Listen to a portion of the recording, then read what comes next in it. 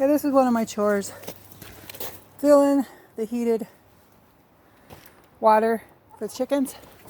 It's worked out really well. They've been keeping their water warm. I got it at Tractor Supply. It's really a good deal. And to use a funnel is way easier, because otherwise I make a mess. And I just filled the feed.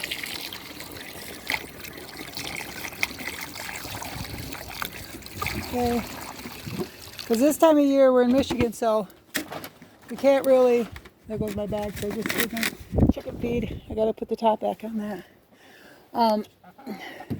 So it's a 3 jugger, 3 gallons.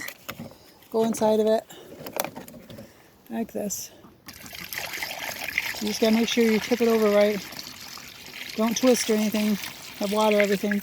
We learned that the first time we got this, I made a mess 3 times.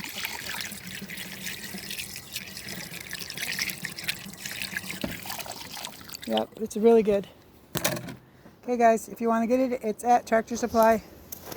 It's a heated water thing for chickens. This is where we got our chicken coop too. It's been working out good for our 4 chickens.